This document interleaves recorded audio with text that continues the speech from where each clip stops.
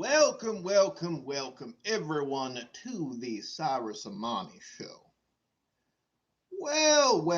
It has been a bit of a time, hasn't it? It seems we may have upset one Adrian Pius. He had a lot of unkind words to say about your old friend Cyrus Amani. He's got a lot of accusations. I believe the word heretic was thrown around, accusations of being a Zeno sympathizer. Who, as if you listen to Adrian Pius, you would think that little old me, little old Cyrus Amani, humble Voxcast talk show host, that I was enemy number one of the entire Imperium. I'm bringing it all down onto its knees. We got under his skin. I think we got under his skin. We're gonna go into, and I'm gonna relish it. I'm gonna relish tearing into Adrian Pius. We're gonna have some fun this show, but we're gonna go on.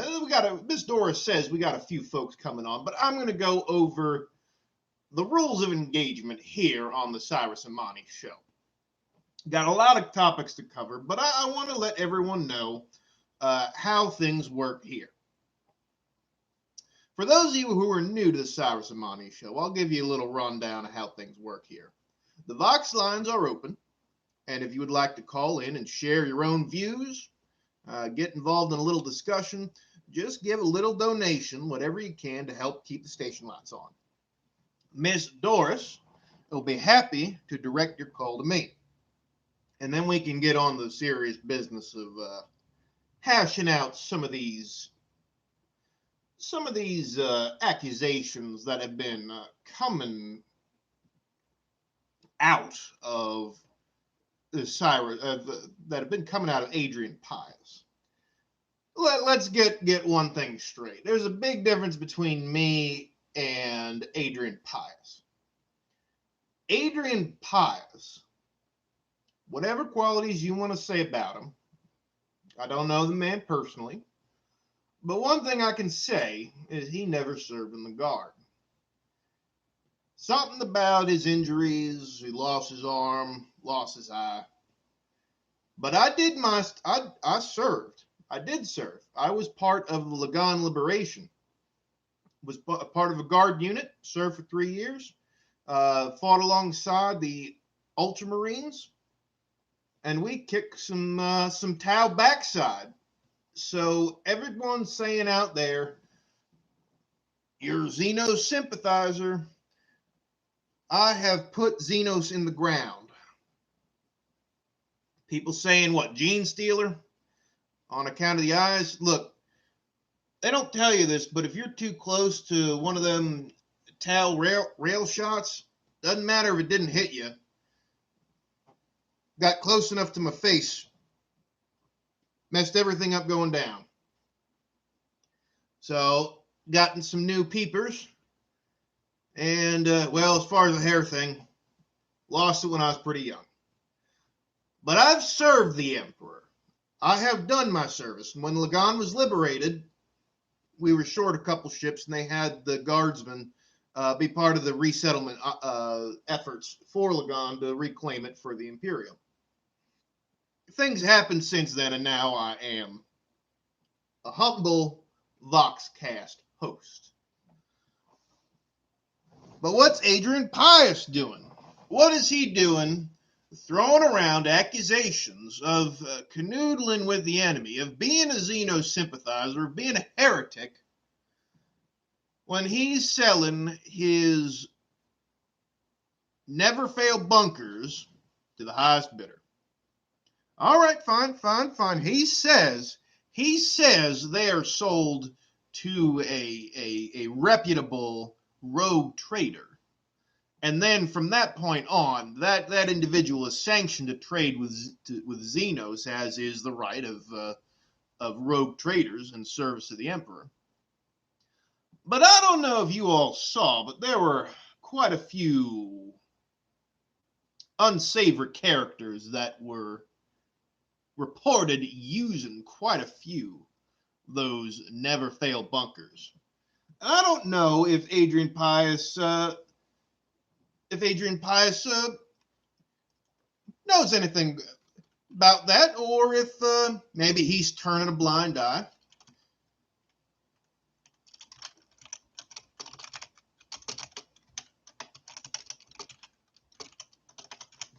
But look, we're going to really dig into things here in this show, because I think Adrian Pius has been palling around with Xenos in a way that I never have.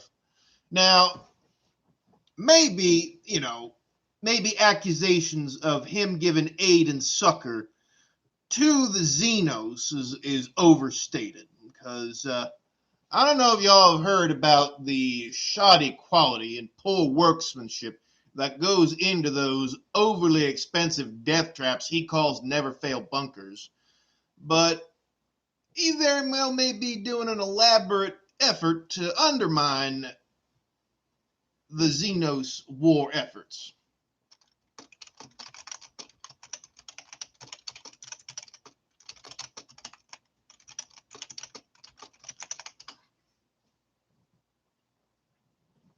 Now, we're gonna keep on with this for a little bit with Adrian Pius. We'll keep coming back and keep prodding him, because I want to see how much we can get under his skin. I want to see what he has to say on his next episode.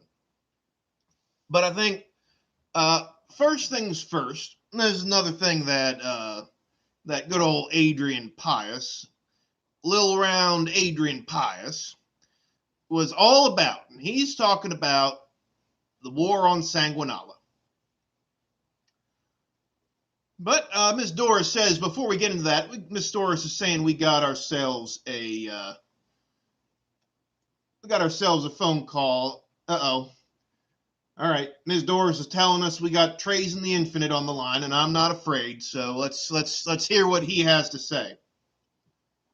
I do not know where you ran off to, but I will find you and your rival. Eternity still awaits. Well, sorry to bust your bubble, Trazen. Do thank you for the couple of bit of dinero you sent our way, but the location of the Cyrus Amani Voxcast station is a highly guarded secret that will not be found out by the likes of you. We're going to keep Voxcasting, and there will be no infinity prison for myself or for Adrian Pius, because quite honestly, as much as it would amuse me for him to be eternally trapped, it's just too much fun to poke at him. But I was just getting into Sanguinala, and Adrian Pius says there's a war on Sanguinala. And what is Sanguinala? Sanguinala is the celebration celebrated widely across the Imperium that commemorates Sanguinius's sacrifice to save the Emperor's life, to dare to stand before the arch heretic Horus and give his life for the Imperium that loves him so much. Now, we've talked a bit about Sanguinala, but all right, let's take Adrian Pius's false accusation that I'm against Sanguinala. There is a war against Sanguinala. It is nonsense. But let's make a case. What is the reason why there might be no Sanguinala? What could there possibly be? And I don't know if you all have had your ear to the ground, if you've been listening through the grapevine.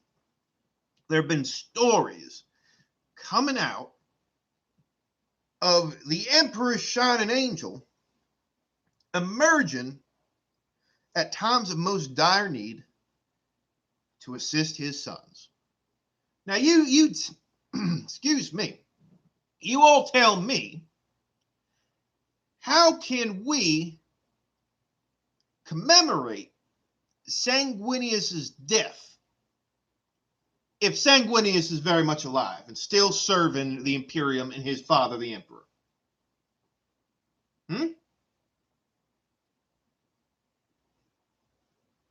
You ask me that. Why not? Why do we not celebrate the good works that Sanguinius still does for his sons and for the Imperium today?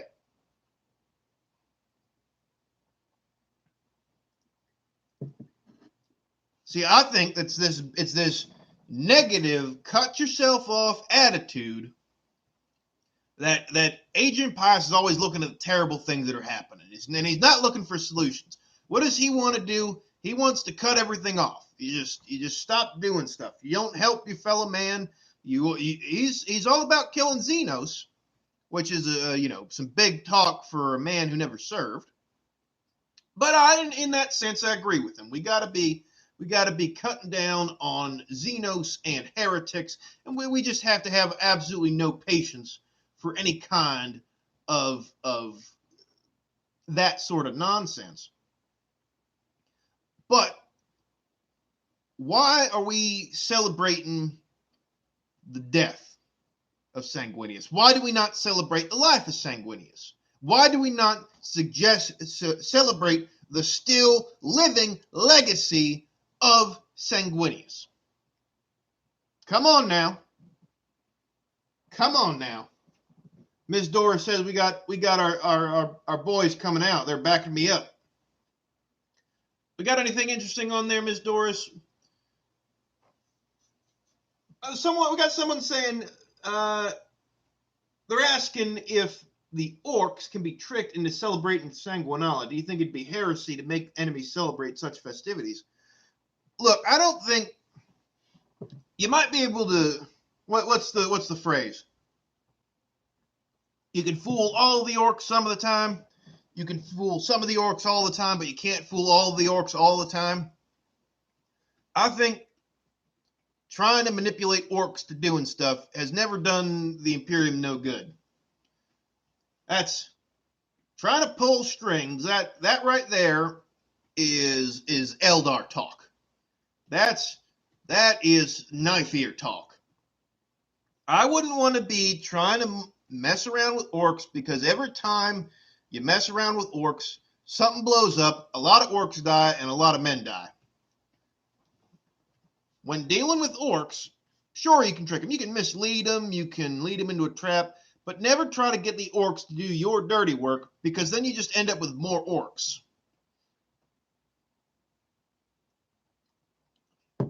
Never send an orc to do a human's job. That's what I say. Never, never, ever.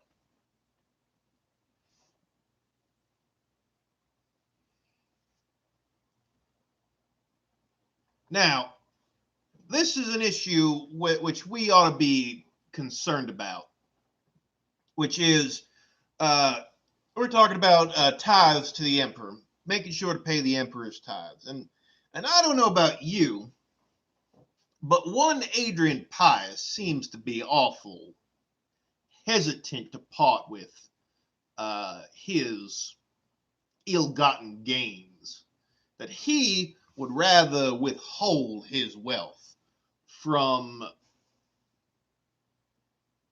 Now, these are accusations. These are all alleged. But I have sources that suggest that Adrian Pius is not paying his fair share to the Imperium. Now, tithe evasion is a very serious accusation, and if the source is correct, especially given the amount of sales of Never Fail bunkers, it is of absolute import that the administratum take a look. See, look, Adrian Pius is clean, then he's got nothing to worry about. He's got nothing to worry about. But if my source is correct, Adrian Pius might have embezzled enough money to fund the PDF for an entire subsector. Now, how could a man like that get on the air, call himself a patriot, call me a traitor, and then make excuses for selling his material to Xenos, and then not pay his tithes on it?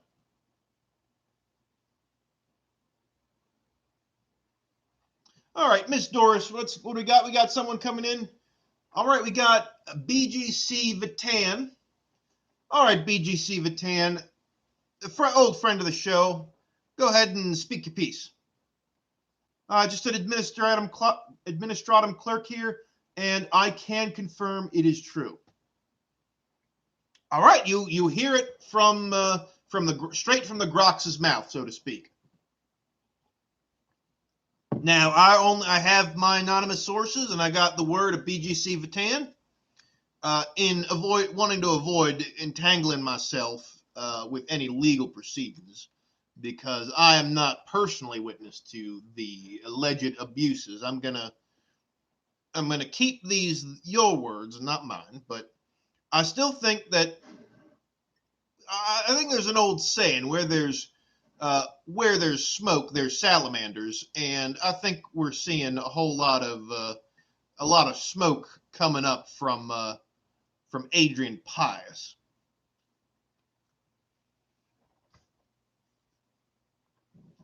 BGC Vatan saying his boss is currently working on the case. We'll keep it at that and see how that progresses. If we get more news on it, I will gleefully report what's the going on of the legal proceedings surrounding our beloved friend Adrian Pius, the so-called voice of the Imperium. And I've said it before. The key difference between me and Adrian Pius is our approach to everything. Because Adrian Pius holds on to the old view that the Imperium should operate the way it always has, or at least as far as we know, that it always has. There's been a lot that's been lost, a lot that's been forgotten about. What he wants is he wants things to stay the same. We used to worship the Emperor, we should keep worshiping the Emperor. We used to do it this way, we're going to keep doing it that way. Look, we now have the Avenging Sun back from the glorious days of the Imperium, when the might of humanity was at its zenith, who had walked with the Emperor himself. And he has not dismantled the ecclesiarchy. He has not stopped people in their faith. And I'm not saying that people of faith are evil or things like that, but I think the sooner we see the Emperor the way he wished to be viewed, which was not as a god, but as a man, a great man, the greatest man, who should be emulated, not worshipped. And that's where I'm at here, folks. I'm trying to push things forward. I'm trying to and I know things are real bad. We got a lot of real bad things going on, and we can't just curl up and do the things we've always done, because the things we've always done have got us where we are today, which is a great big mess. And it's people like Adrian Pius that want to keep the mess going because he profits off of it, because he can then sell his never fail bunkers to the Xenos. He can continue to make money off of stirring up trouble. He can throw around accusations of xeno-sympathy when he did not serve in the Guard, when I did my time, when I put more Xenos in the ground than he did. And that's the Cyrus Amani truth right here. All right, I'm fired up. I hope you're all fired up. How we doing, Ms. Doris? Everyone, we've got some discussions. We got some discussions, but we're not quite getting well, we're still working them up, I think. I think our listeners are not quite fired up enough, but we'll get there. I got to do my work. You're making me earn my paycheck here, folks. You're making me earn my paycheck. I'm going to see if I can get you heated and fired up as I am right now. We'll get there. All right, Miss Doris, Miss Doris, are you quite serious? All right, ladies and gentlemen, we have a Lord Space Marine on the line, one of the Lamenters himself. All right, come along. You're on the air, my lord. Thank you.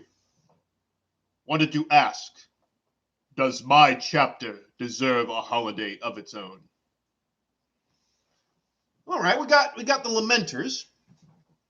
Do the Lamenters deserve a holiday? Now, I do not recall what Adrian Pius has said about the Lamenters. So it then becomes difficult for me to form an opinion in opposition to Adrian Pius. So I guess I'm going to have to come up with a position, and he's going to have to form his opinion in opposition to me. Now, let's go ahead and talk about this. Let's give a little bit of a discussion, because the Lamenters have done some great and heroic things. They fought to the last man against orcs. They gave their lives fighting the Tyranids. But there's also some bad things, because Lamenters ended up on the wrong side of pretty bad conflict. They trusted in some folks who had been friends to them in the past. Turned out to be renegades and heretics. So the Lamenters got set on a 100-year penitent crusade. 100 years. No new recruits, and they had to be fighting. And you know what they did was a pretty bad mistake. But now they're back. Reinforced with the Primaris, their penitent crusade is over. And now we're looking at a new dawn for the Lamenters. And I've heard rumors of the bad luck that they've had, that they were a cursed legion. And there was also when they were finally taken down, that was unfortunate. We got some love. Ms. Doris say we have some love for the Lamenters coming up. Should the Lamenters have a holiday? All right, I'm gonna be honest with you all. We got about 1 million Space Marines, give or take, a couple thousand, around in the galaxy at any one time. There's about 1,000 Space Marines in a chapter. You got a few more for those who are not in chapters, such as the Black Templars and the Space Wolves. But in general, we're gonna round everything off. You got 1,000 Marines per chapter, so you got about 1,000 chapters. I would say that the Lamenters don't get a celebration for their chapter, but I think that their that all of the Blood Angels and the Blood Angel successor chapters, I'll sign on to that. How about that, folks? How about that?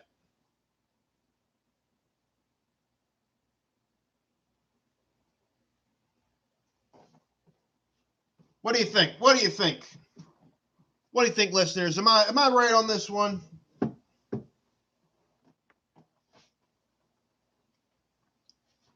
I think the Lamenters have done some good things. I think Lamenters have made some mistakes. But they've paid their debt to society. They've paid their debt to the Imperium with the blood of the sons of Sanguinius.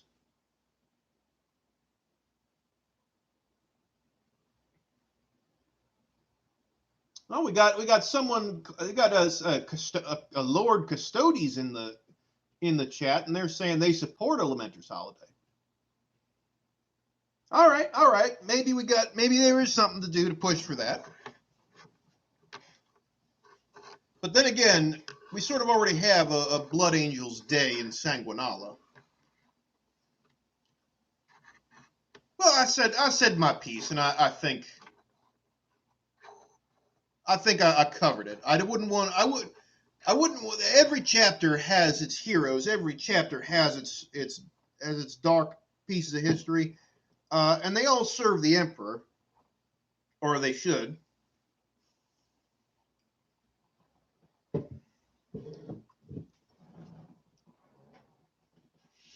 And I don't think we got enough. Keeping it simple, I don't think we have enough days in the year.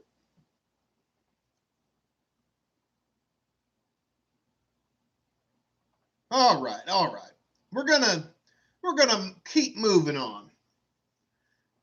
So I wanted to talk about the ecclesiarchy. Now you all know that I am all about the imperial truth. I believe in the humanity of our emperor, not his godhood. I believe that humanity is the way forward, not belief in superstition. Had someone already asked earlier about the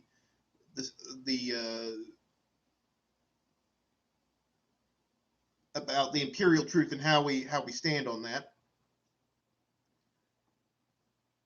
But we still have the ecclesiarchy, the avenging son, and the ecclesiarchy does a lot of stuff. The sororitas are connected with the ecclesiarchy. They run all the shrine worlds. They've been around for thousands of years. And I think it makes sense not to just dig up the whole organization and remove it. But I think we need to look very carefully on the ecclesiarchy because I think we need to straighten some things out. Adrian Pius is all about eliminating what he sees as government bloat, as a lot of money being spent on not a whole lot. The nobles enriching themselves, governors, the administratum being bloated and not being able to do things the correct way. Just a bunch of paperwork and wasting money. But I haven't heard him, and I'm for it. I'm for government accountability. I'm for things being done better. What he wants to do, he just wants to get rid of the whole thing. Just don't have any kind of government and just have the military, the Astra Militarum, and have everyone just run things, and everyone else just be left alone.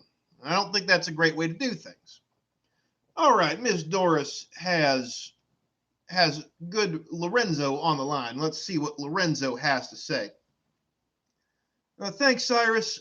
Look, if you're going to give the Lamenters a holiday, then the brave men and women of Tanith deserve one too. They were mere mortals, and they have accomplished... Oh, looks like we got him cut out. I think probably saying, Lorenzo, they accomplished quite a bit.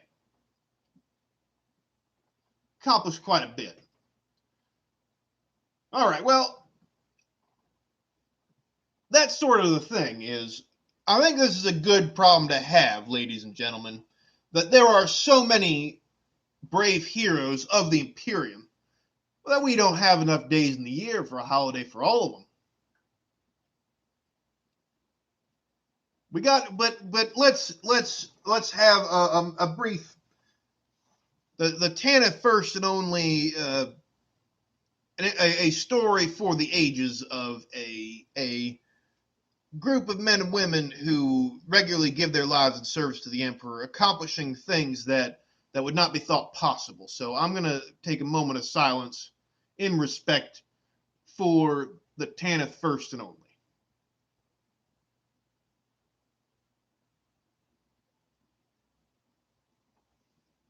All right. So peace to my brothers in the Tanith first and only. Now I wanted to get back to. Oh, Miss Dora says we got another call. We'll take that because I do want to get really into the ecclesiarchy because I think there's some corruption going on in there that needs to be addressed, and I think Pius, Adrian Pius, is ignoring it. All right, here we got Old Man Skeletal. Hello. On the topic of the ecclesiarchy, could you tell them to surrender my family? I haven't seen them in 3 weeks. Old Man Skeletal. Look, I can't say that I know what your situation is, but I think we really got to put things in the hands of the Emperor. That may his will guide the outcome of your situation.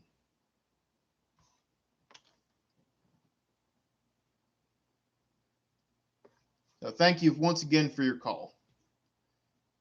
But let's talk about this. If Old Man Skeletal is having a run-in with the ecclesiarchy, that might be some evidence that there's some corruption going on. I don't know his situation. I'm not going to comment on it specifically, but we got to look at corruption within the ecclesiarchy. And I'm not saying that there aren't chaplains and deacons who know their business and offer comfort and succor to the people of the Imperium and increase their faith. Now, I think they're barking up the wrong tree. I think they're thinking about things the wrong way. I think that the imperial truth should be the standard of the Imperium. And I think that there are some folks that are taking advantage of the faith of the Imperium. I think that there's people wringing money out of the workers, out of the good folks who sweat, bleed, and cry to keep the Imperium running. Now, Chatter, if you we got everybody who's calling in, got some people calling in on the phones. If you've got some stories about dealing with the ecclesiarchy, you got good stories, you got bad stories. Let's hear them, because I think I've heard too many times of the ecclesiarchy going bad. I mean, you got Goj Van Dyer. Come on. That is a case of the ecclesiarchy getting too much power and causing trouble. And there's plenty of times where you get a charismatic leader, a charismatic, higher-ranking ecclesiarch who decides they're going to abuse their power. Now, I am not for the ecclesiarchies for it being dissolved, but I'm saying, why should the ecclesiarchy be exempt from the tithes that imperial citizens have to pay? I think that the ecclesiarchy should be subject to the same laws that you and I are. Doesn't that make sense? Doesn't that make sense, ladies and gentlemen? Doesn't that make sense? Loyal sons and daughters of the Emperor. Because Adrian Pius wants to point the finger at the administratum and at governance, but he does not point the finger at the ecclesiarchy and the corruption that poisons the minds. Because that's the danger of faith. The danger of faith is you put your faith in something, and then it turns out that you're just being taken for a sap. And then what happens to your faith? It turns sour. It turns to resentment. Now, I do put my faith in the emperor, but I put my faith in him as a great man. I do not put my faith in him as a god. Because that's what the ecclesiarchy wants you to do. They want you to surrender your will to the God Emperor of mankind. And who knows exactly what the will of the Emperor of mankind is? Well, they would say it's themselves. The priests and deacons and servants of the ecclesiarchy, they know the will of the emperor. You know who I think knows the will of the emperor? You know who I think knows the will of the emperor better than all of us? I think Rabute Gilliman, the avenging son, knows better.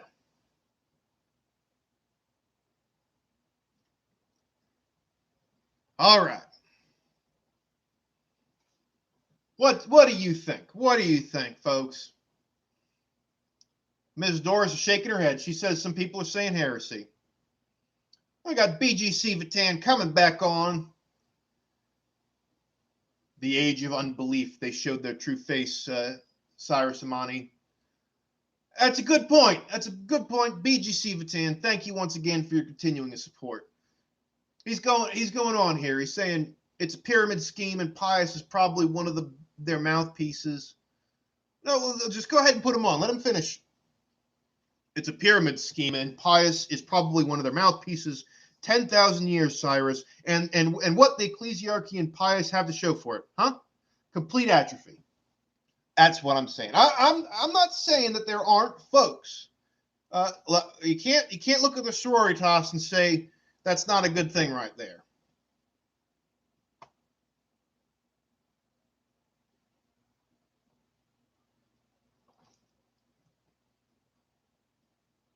Oh, Miss Doris is saying I insulted one of the custodies. My Lord Custodes, I am not sure with what you're referring to. All right, we got Lorenzo on the line. Listen, Cyrus, you have committed the ultimate heresy. Not only have you turned your back on the emperor and stepped from his life, you profane his name and seek to destroy everything he has striven to build. Now, Lorenzo, I do appreciate your call. Do appreciate it. But I'm going to let you simmer down there a little bit. I'm going to let you calm down yourself. I've committed the ultimate heresy. Probably you're thinking that I no longer think of the emperor as a god. Why would I worship the emperor as a god when the emperor does not wish to be worshipped as a god? Now, I suppose I'm going to speak. So, Lorenzo, I do appreciate where you're coming from, and that's there's an almost an affliction of the mind where, because things are so bad, folks are really holding on to the things that give them comfort and succor. And for Lorenzo, it might be that Lorenzo has gotten a lot of strength from the ecclesiarchy, from attending services, from his faith in the God Emperor of mankind as he sees him. But I'm telling you, that's a trap, folks. That's a trap. The imperial truth is going to light the way to the future. Not holding on to. We're talking about, I'm trying to destroy everything he's striven to build. I'm trying to build what he's striven to build. I'm not trying to just hold on to what we have. I want to move forward, Lorenzo. I want to move forward. I want to move past fears and superstition. I want the Imperium to be a place that we can point to the majesty of it.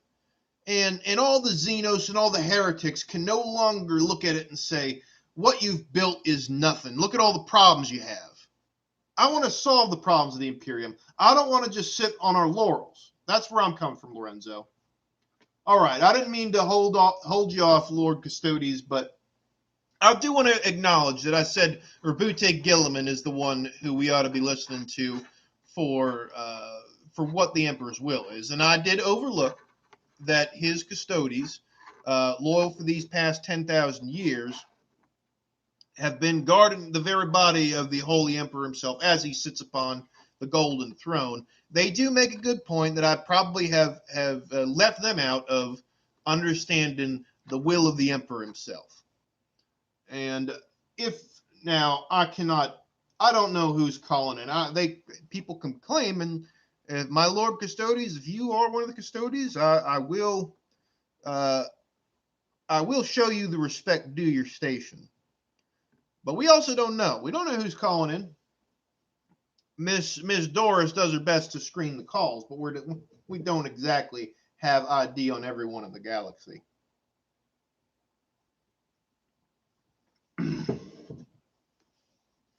So that's where I'm sitting at. Excuse me. I think we need to start thinking a bit more critically about the ecclesiarchy. Now, Adrian Pius may say I'm deflecting from government corruption to just talk about the kind of corruption I want to talk about and ignore the problems of the state. And maybe that's true. Maybe that's true. Maybe I am just pointing out the things I like to point out and ignoring things I don't want to. But maybe that is what it is.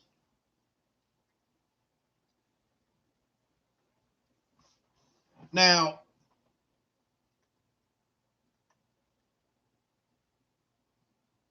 I've heard some. Now, I myself have gotten a fair bit of accusations, so to speak, that on account of my hair and account of my goggles, people have been saying gene stealer, and I've addressed that already. I've addressed that. All right, we'll get into this is some more juicy Adrian Pius stuff, but we've got another. All right, Miss Doris is having some trouble with this name, but we got Excelqueth 1. Excelqueth 1 is on the air. Go on ahead. Cyrus Amani, you claim the Emperor is no god but a man of flesh. Do you also suggest that he is not the Omnisire? It would be a pity if he is not. Now, I'm not part of the machine cult. I am not part of that particular faith.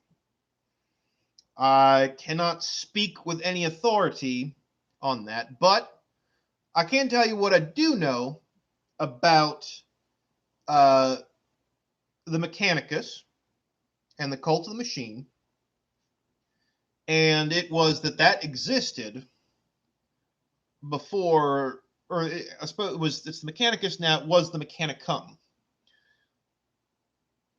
But when the Emperor unified all of Terra and sought an alliance with Mars, the Emperor did not alter the beliefs of the machine cult, aside from they incorporated the Emperor as the Omnisire, that he had a supernatural ability to fix machines and so forth. And if that is so named the Emperor, then I am not going to dispute what the Emperor has allowed the machine cult to believe. Maybe he is the Omnisire. I will not dispute that, especially because I like my Vox equipment to be repaired occasionally. Excelqueth 1. I am speaking to the best of my knowledge of the way the Emperor wishes things done. And I am mostly talking about the ecclesiarchy. I am not talking about the machine cult or the Mechanicus. And I think the Mechanic now, I will offer this for the Mechanicus. One of the from my understanding, again, not part of the cult myself, but this is my understanding, is that the Mechanicus is dedicated to science and progress. Science, knowledge, and progress. Those are the founding principles of the cult. As far as I know, it's been a long time since I've been in Schola, folks. This is my memory of it. But if the machine cult is all for science and progress and knowledge and advancement, then I think they ought to be on my side. They ought to be looking at things as the imperial truth. They shouldn't be, they should be against all this superstition. They should be against all this nonsense. They should want people to have the knowledge of the way things truly are. Come on now, folks. All right. Excelliquith one, I hope that satisfies you, and I am not getting my Mechanicus support revoked.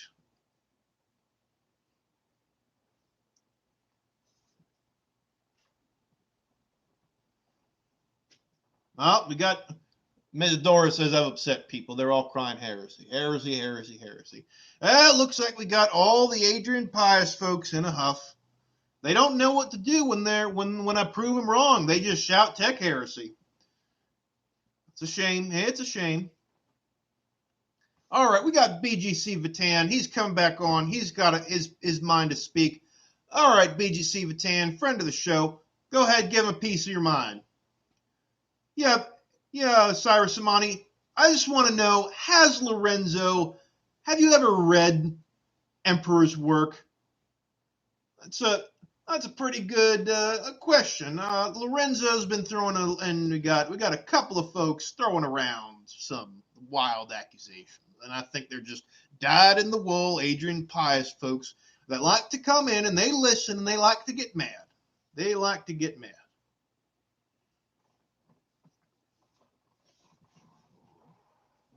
The truth always wins out. The truth always wins out. It just might take a little while to catch up.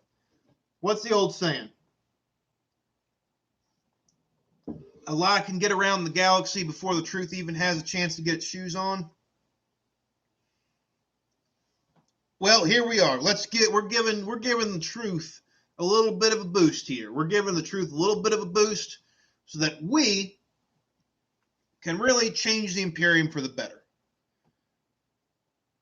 Because you know what? That's what I'm all about. I'm all about creating some hope for the future here. Some progress, some knowledge, something to look forward to. Instead of just looking, not that we don't have great victories in the past, not that there aren't wondrous things that are part of the Imperium's traditions, but we got come on, you can't look at the Imperium and say everything's got to stay the way it is. Things got to change. We got to change.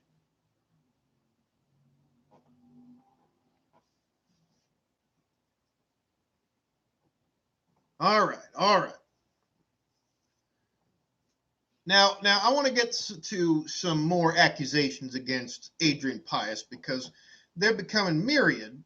And you know what? I'm going to give him a bit of benefit of the doubt because legally I'm obligated to.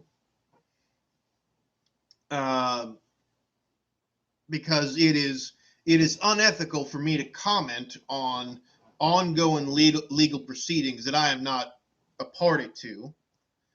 But as long as I couch my terms, then I can comment on them, which is what we're all here to do. Oh, now we're just getting all kinds of nonsense. Now they're really we got a gentleman bringing forth names that should not be spoken. My goodness, you have spoken the name of one of the ruinous powers in poor Miss Doris's ear. You do not need to do that to poor Miss Doris.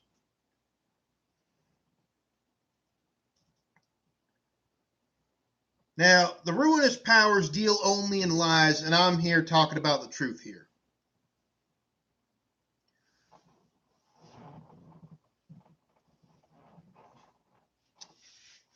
But I got a question for you because this has been interesting. If you've ever seen Adrian Pius, you'll always notice that he is behind a desk. Why do we never see his legs? I've heard some things. Some people say mutations. Some people say heretical tech heresy augments. Some people say that he has legs underneath his table. I'm not certain, but I'm have to report to you the truth, and the truth is that these accusations are out there. Now, are these attacks baseless accusations by partisan fans of the Cyrus Amani show? I can't say, people. I can't say, people. I can only report to you what's being told to me, and I'm not going to implicate myself by confirming or denying any of these accusations. But it is important that you all know the truth. That's what we're all about here. We're trying to spread the Emperor's truth. The Emperor's truth as he saw it, as he said it, as he knows it to be true, as we all ought to know it to be true.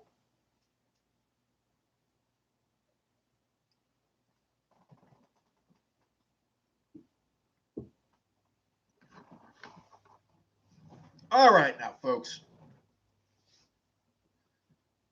There was a question put forth a little while ago, and it was, what's your favorite Space Marine chapter? And I did talk a bit about my favorite Primarch, and I do it's it's a little hard to say it's not the Avenging Son or Butte Gilliman, because he is the Primarch that I've been blessed to be alive with him returning to the Imperium to lead us now in the glorious Indomitus Crusade. All right, we got another phone call coming in. We got the Lamenter once again saying, "My Lord Space Marine, you've got the phone.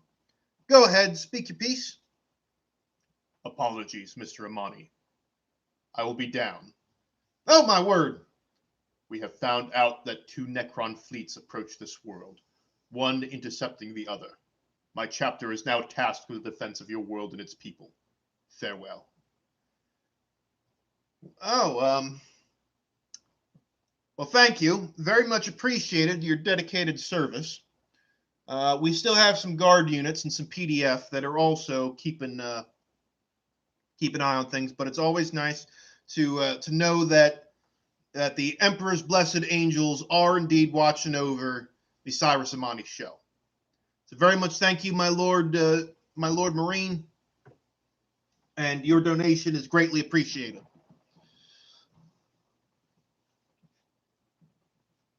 So I wanted to talk. Let's talk a little bit about. So we got the 9 loyalists, and I'm gonna talk a little bit about each of them because I have a fondness for. Now I know that I think I heard that Adrian Pius was fond of Lehman Russ, and I'm not gonna speak ill of Lehman Russ. He's the Emperor's executioner, and I think the Emperor needs an executioner. I think that's something that needs to happen. But I think it's telling that what Adrian Pius values most of all the Primarchs is the executioner, because that's what he wants to solve all the problems with. You just kill everything. And while I will not disagree that if all the Xenos and heretics were all dead tomorrow, well, I wouldn't tell you. I would have a very happy. It would be a very happy birthday for me. Tell you that. If it happened tomorrow, I'd change tomorrow to be my birthday and celebrate it. But to look at all the Primarchs and say the one who kills is the best one, again, there's nothing wrong with Lehman Russ. But what I value more are the Primarchs that are helping us to build a path to the future. Now, I do like Rabute Gilliman. You can't look at McCragg and say, well, that's a poorly run sector right there. That's nonsense. Of course, the McCragg is immaculate. Really shows us what the Imperium can be. So Rabute's up there. I have a fondness for Vulcan. Vulcan has no love of heretics and Xenos. Puts them to the flame, purifying holy flame. Also cares a great deal about civilians. And that's what I'm trying to fight for workers' rights here. I'm trying to fight for the regular people of the Imperium. It got Rogel Dorn. Rogel Dorn is, if there's anything about building an Imperium, Rogel Dorn's real good for building an Imperium. I got Corvus Corax. Corvus Corax is I admire because he's against tyranny. He's going to fight against tyrants, and he's going to really fight for some of the things that I really like. Now, I could see Pius also liking him because he's going to try to spin Corvus Corax to be all about fighting against big bloated government, or you don't have the administratum do things, you don't have the governors do things. I don't want to tear down the system. I want the system to work better. That's the difference. You got Sanguinius. Now, Sanguinius is the angel. He is. I almost think of Sanguinius in a different kind of category. He's difficult to rate. I'm going to be honest here. There's a lot of emotions wrapped up in Sanguinius, and it's hard to look at Sanguinius and say, let's look at the good and bad here. Let's look at the good and bad here. And let's rate him along with the other Primarchs. I'm gonna set Sanguinius aside. His story is a different kind of story. Let's see though. Who else we got? We got Ferrus Manus, who was betrayed and killed with his eye and by Fulgrim.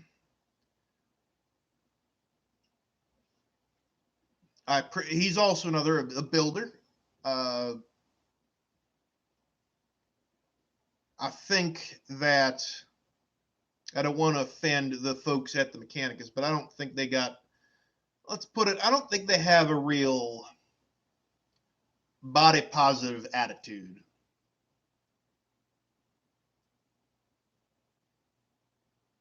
Gonna be taking it easy. Gonna be taking it easy on that one. Who am I missing? Is that all of them? It's whenever we're thinking of Primarchs, you always forget who you haven't said. But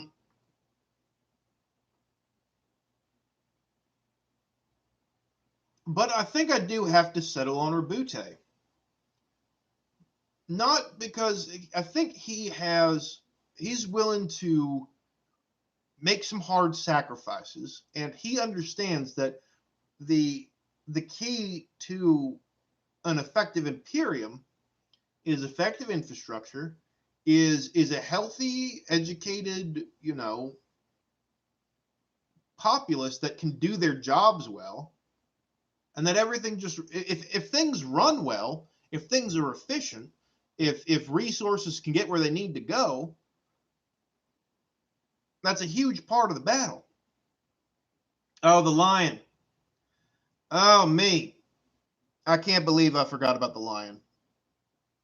I just had an Adrian Pius mode. And the Khan. The lion and the Khan. I think the lion interesting. The Lion's interesting because I think his boys are sort of the most effective fighting force we have. And I know there's some rumors circulating around about the Dark Angels, but I'm not going to comment on that because I don't want Dark Angels showing up at the station. And as far as the Khan goes, I think the Khan is underappreciated. I think the Khan, both the Khan and Ferris Manus, I don't think they get the credit they deserve. That the Khan gets overlooked because Rogel Dorn was the Castellan during the Horus Heresy, but the Khan did some incredibly important things that Rogel Dorn would not have been able to stand without the Khan. But I still think I'm going to go back to Rabute Gilliman.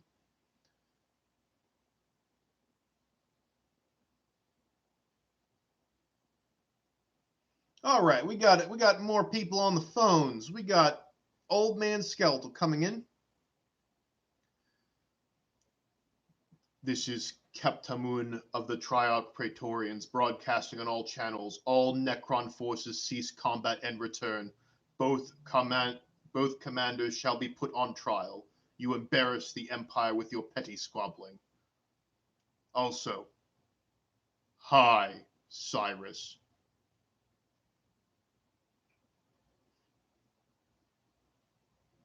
Less than symbol 3. Well,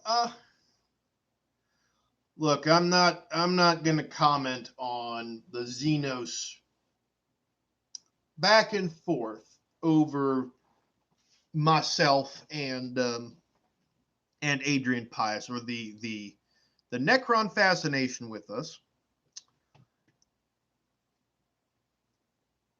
because honestly, I think if I've got Xenos listeners, I'm not afraid. I got my truth, and I'm going to speak it. And if the Xenos hear it, well, it is going to be what it's going to be. But if they're going to try to come in here and do harm to yours truly, then, well, whatever got you interested in listening to the Voxcast, well, there won't be any Voxcast if we get hauled away. So, Adrian Pius, if that's enough to talk him off, you owe me one. Making sure you're not getting abducted. But I'm confident we have the Lamenters defending the station. We have guard units and PDF to repel any invaders. Might look into seeing if I can contract with some Imperial Fists, see if we can get this maybe and become a fortress world to make sure that things run smoothly for the Voxcast. All right, we got BGC Vatan coming in.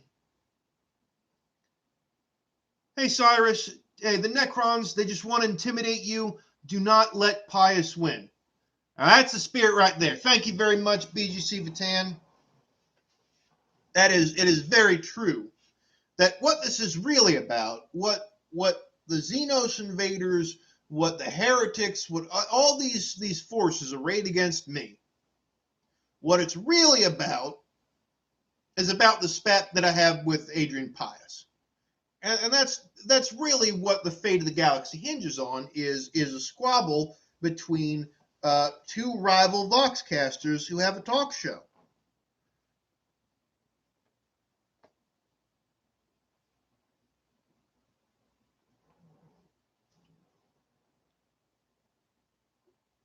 See?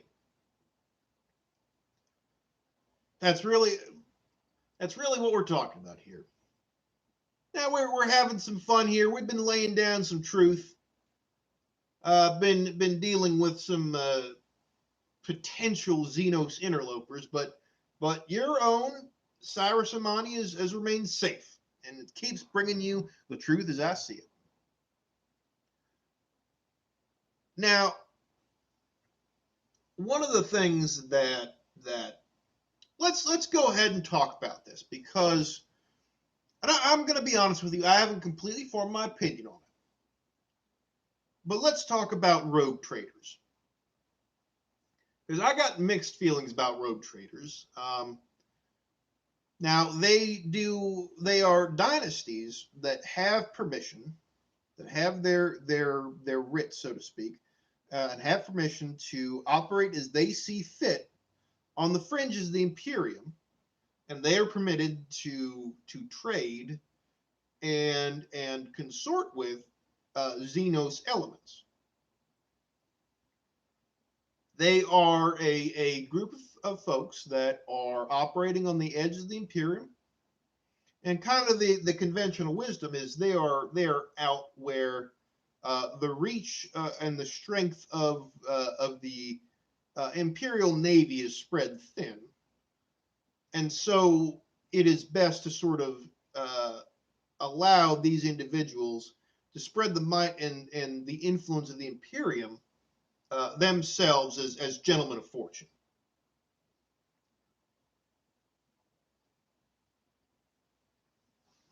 So this is what I do not.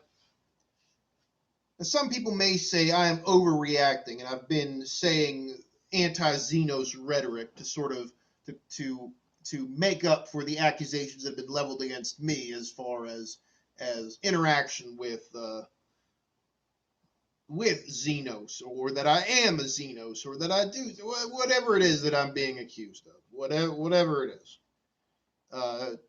Tau, gene stealer, or otherwise, whatever it is, and some people might say the only reason you're being so hard against Xenos is because you're afraid of people accusing you of being Xenos. Well, maybe, but the truth is, I'm going to talk about rogue traders. They have permission to deal with Xenos. Now, now is that a wise decision? You have these.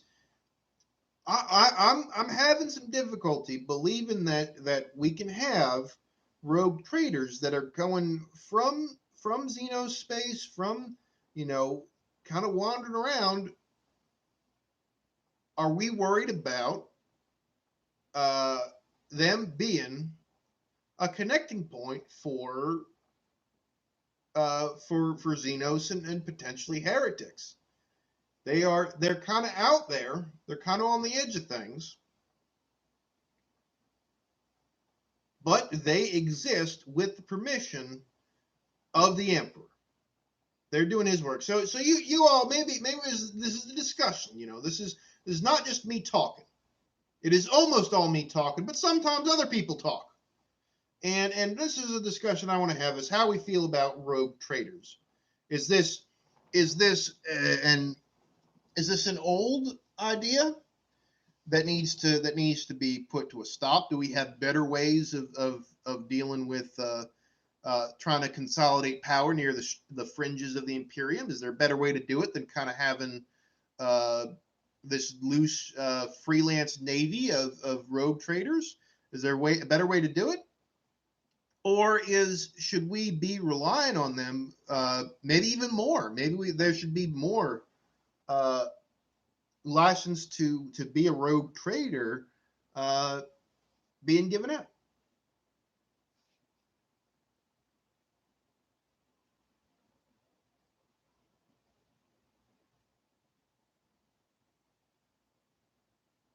Unsure. Let's see if I can put something together for you.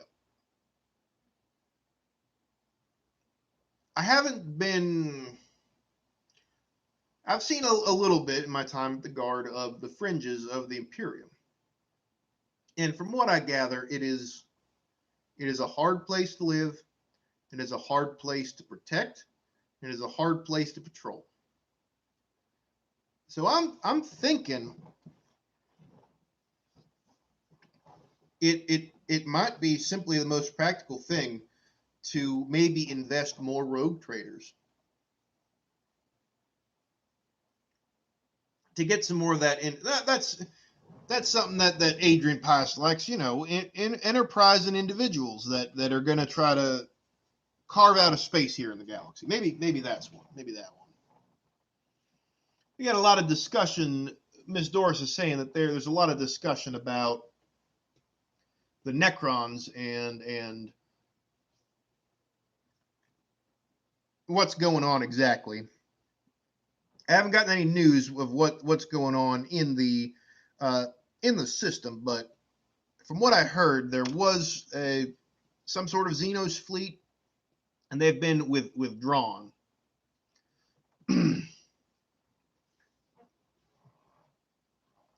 Got a question that's been repeated a couple times. Got a question about the Space Marine chapter known as the Centaurus Blood Drops. Chapter Civil War. A lot of Marines turned traitor.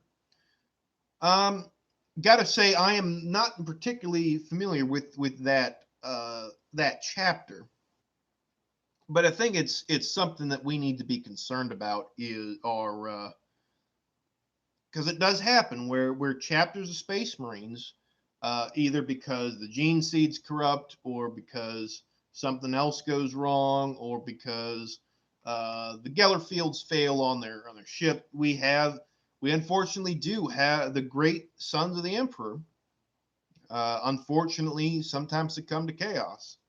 Now, I don't know. Again, I don't know that much about the Centaurus blood drops, and I don't know that much about what their situation was. I'm unfamiliar.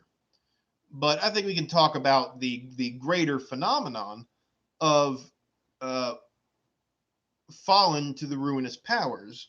And what I think the greatest protection, and this is where the difference between me and Adrian Pius is. Adrian Pius would say we are beset on all sides all the time, and we must adhere to the faith of the Emperor, must hail the Emperor as God Emperor of mankind, and it's through faith and purity that we fight off the temptations of the ruinous powers and are victorious. And I don't think that's the case.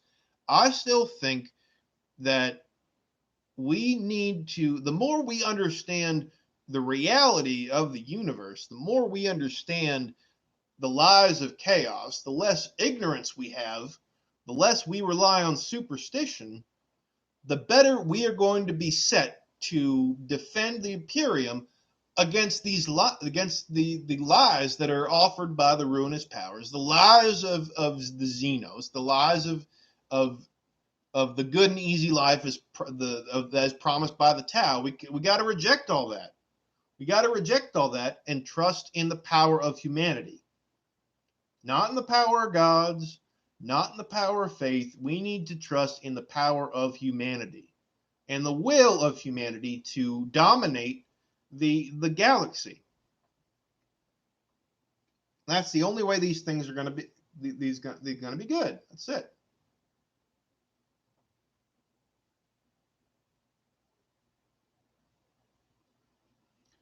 I had this question popping up too. Have I heard reports of an orc stock boss investing in plasteel and never failed bunkers?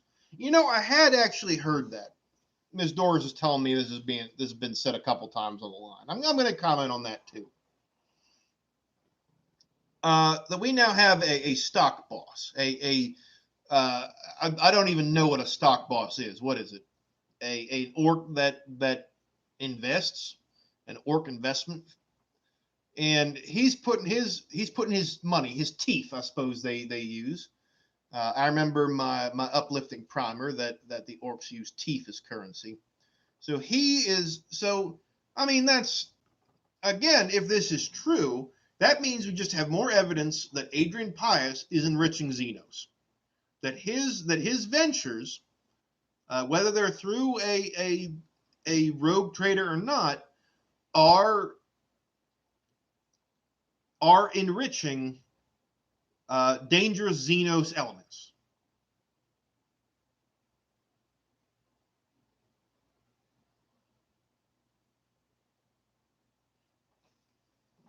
I got some discussion as to the best way to go about protecting the station. And I do appreciate our boys in yellow and the other servants of the Emperor that are keeping us safe. So I do thank you all for your service.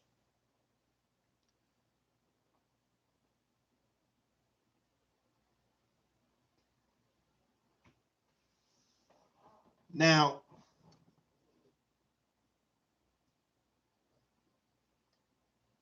look, I think what we're really talking about, if you want to put it in a faithful terms, we are talking about the soul of the Imperium. We're talking about a gap in the minds of of of who is right. It's because it's either me or Adrian Pius, and there's nowhere in between. There's no compromise. There's only the imperial truth, or there's only an old regressive way of thinking that's just going to get us more and more stuck in this eternal war.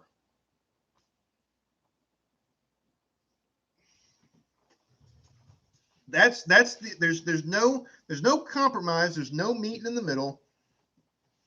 There's no figuring out the best way to do things. There's my way of doing things, and there's the Adrian Pius way of doing things. And if you don't know what the Adrian Pius way of doing things is it's doing the wrong thing, but it's doing it louder.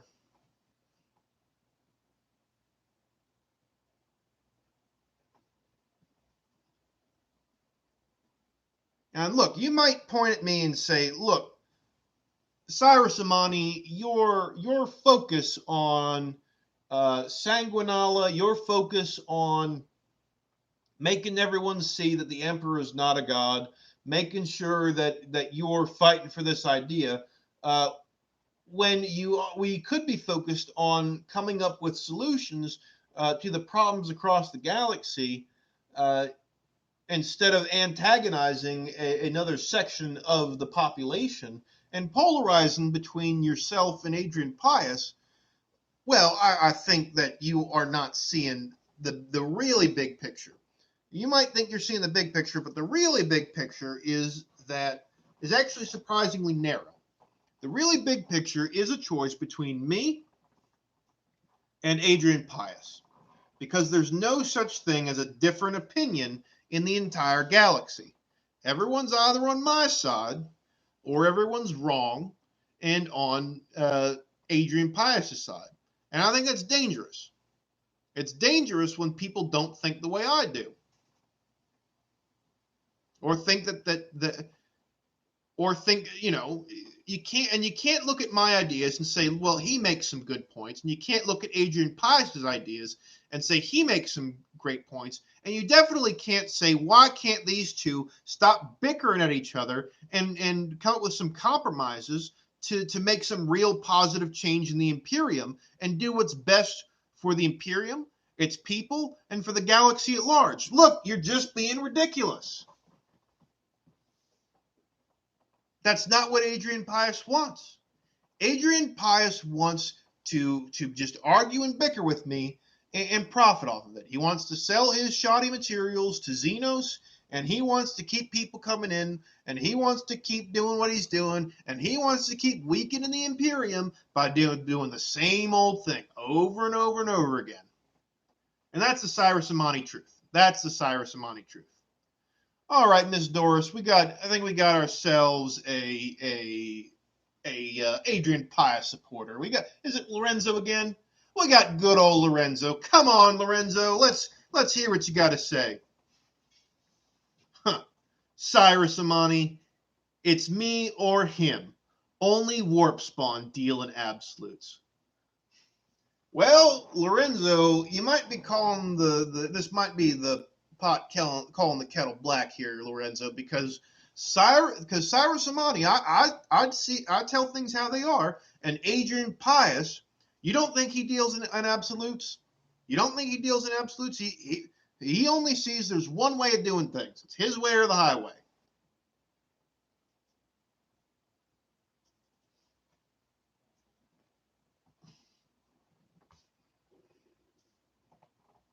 So Lorenzo, the fact that you're pointing out that I'm doing it, and the fact that I just turned around and pointed out that Adrian Pius does it, means that Adrian Pius does it, and he's more to be blamed on it. Like, look, I'm just reacting.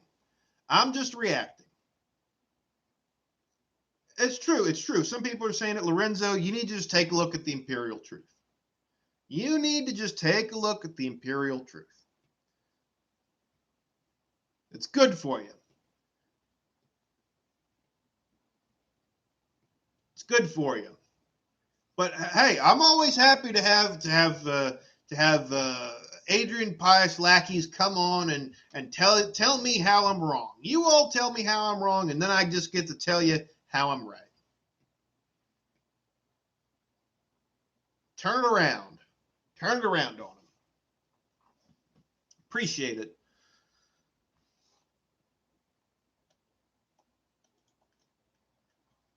Now, so let's figure out where we're going with this. What is the future of the Imperium going to look like? Because I think if we can remove the backwards, primitive ways of thinking, if we can eliminate the Adrian Pius-ism, if we can exercise that from the minds of the Imperium at large, then we can truly move into a brighter, better future for all of us. But only if ideas that are against what I stand for are completely snuffed out.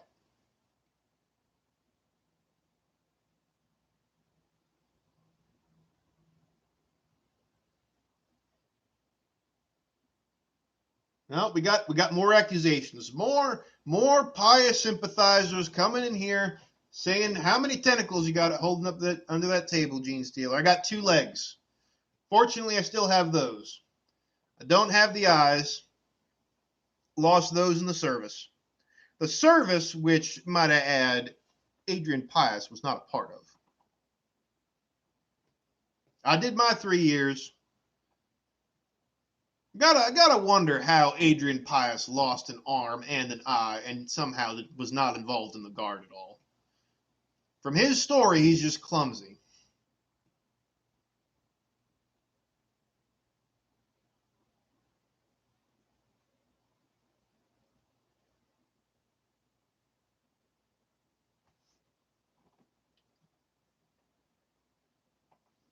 All right.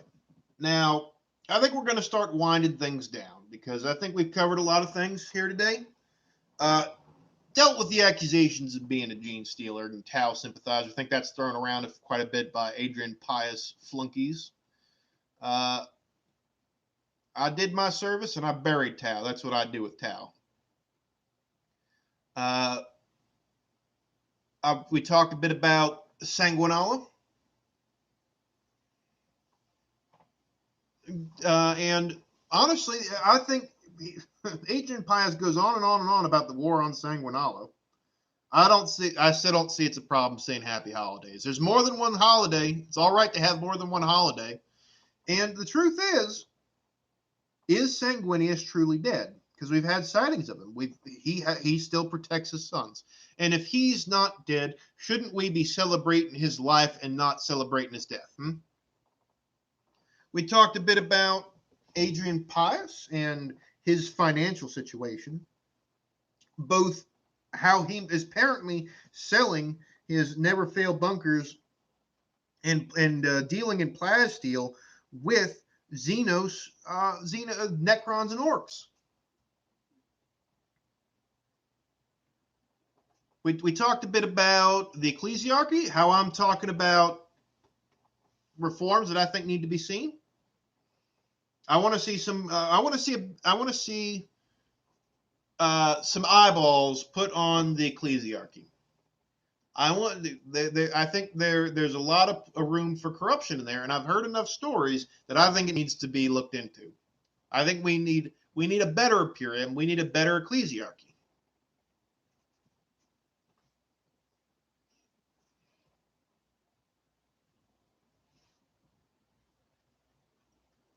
Now people accuse me of being a gene stealer or being whatever they're babbling about.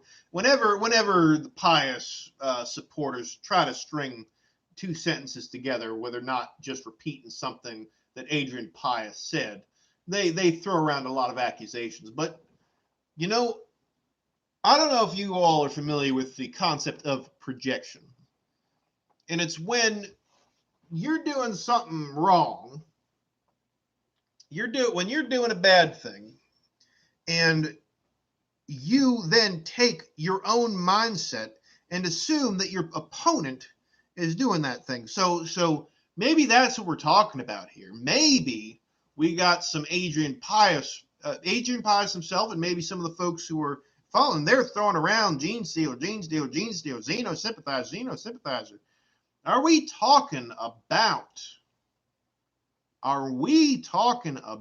some projection going on here?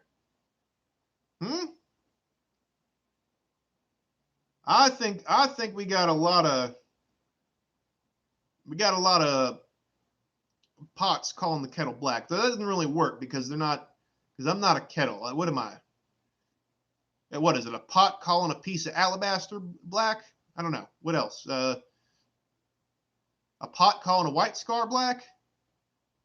I'll work on it. I'll workshop that and see if we can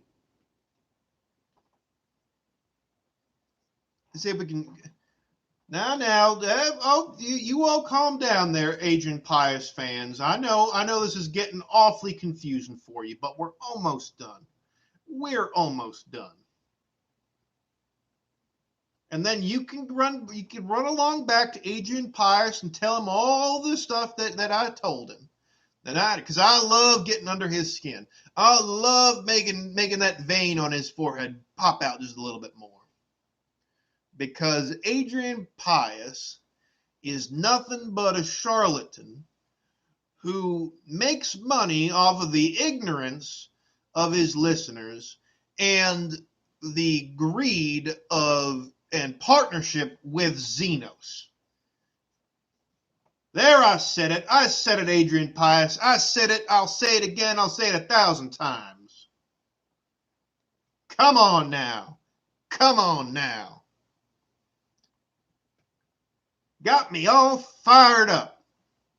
All right, ladies and gentlemen, this has been Cyrus Amani, and I want all of you to keep your faith in the Emperor. I'm not saying do not put your faith in the Emperor. We must trust in the Emperor. He is the greatest among us, and it will be his wisdom that guides us to our destiny across the stars. But we're thinking way too small. We are thinking like Adrian Pius, with his little beady eyes, got a big round self. We got to be focused on moving forward to a better, brighter Imperium, and that means we need to be critical. We need to look and see where the problems are, and we can't just look at and blame refugees or blame the government or blame. We got to look at where the problem truly lies, which is in fearful, blind, regressive thinking. All right, Lorenzo. Ms. Doris is giving me the thumbs up. We got Lorenzo coming in real hot. Lorenzo, go ahead. Real quick before you go, I just wanted to ask Harvey Dent, can we trust him? Now, I don't know if you all are familiar with he works with the Arbites. He is a prosecutariat, and he just might move up to be a very important judicial member of the Arbites. And now I don't know, and I might just be saying this in opposition to Adrian Pius because I listened to his show religiously to figure out what my opinion is in opposition to him. Maybe that's just what's happening. But Adrian Pius said he trusts Harvey Dent. Now, can we really trust someone that Adrian Pius has given the okay for? How many things has Adrian Pius said, this is the way things ought to be? And how many times has Adrian Pius let the Imperium down with his duplicitous nature, with his double dealing, with his canoodling with Xenos? And I don't know if you all are familiar, but are you familiar with Harvey Dent's nickname?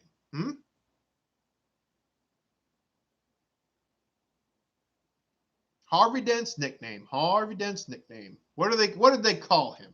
What do they call him? Some of you worked with him might know it. Harvey Two-Face.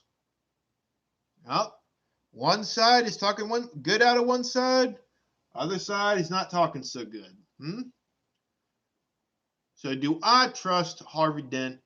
I think you're a fool if you trust someone named Two-Face. All right, everyone. You all stay safe.